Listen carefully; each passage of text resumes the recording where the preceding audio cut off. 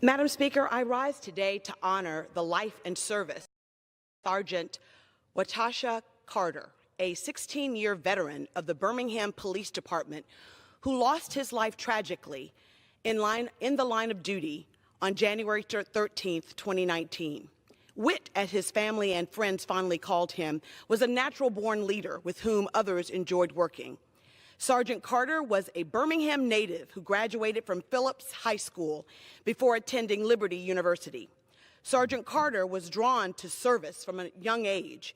After graduating from college, he served in the United States Armed Forces as a U.S. Air Force sergeant, before beginning his law enforcement career in 2002 as a correctional officer with the Shelby County Sheriff's Department. Sergeant Carter served with the Birmingham Police Department for nearly 8 years and was recently promoted to sergeant last year. But above all, Sergeant Carter was a husband. He was a father and beloved by his community. He was so beloved that more than 2,000 people gathered to celebrate his life and his service at his funeral last Saturday. Sergeant Carter was a passionate guardian of his Birmingham community. He was a fierce protector of his coworkers. He mentored children about the dangers of drugs and gangs. And he was someone who constantly worked above and beyond. He went above and beyond the call of duty, devoting his life to improving his community. Sergeant Carter died from a gunshot wound while doing the job he loved so passionately. He and other police officers were working to make our community safer.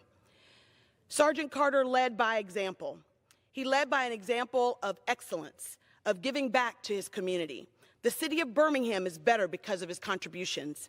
His death is a stark reminder of the dangers that our brave police men and women face while working to secure our safety.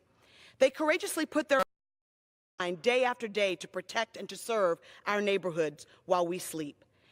Every time they put on their uniform, and even when their uniform comes off, they bravely put duty before self.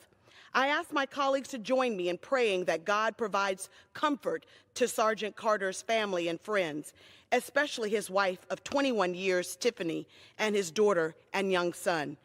We pray for all of those who were affected by this senseless tragedy, as well as his fellow officer who was critically injured in the shooting and who continues to rehab towards full recovery.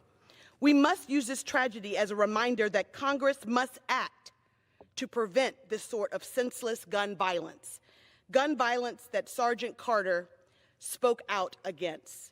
We honor the legacy of service of Sergeant Carter by making sure we in this body act. As President Obama said, our tears are not enough. Our words and prayers are not enough. We must act. On behalf of Alabama's 7th Congressional District and a grateful nation, I ask my colleagues to join me in celebrating the life of Sergeant Carter's contribution to making the community of Birmingham better and this nation. May we live out Sergeant Carter's legacy by working for a safer and more secure nation today and every day. I yield back the balance of my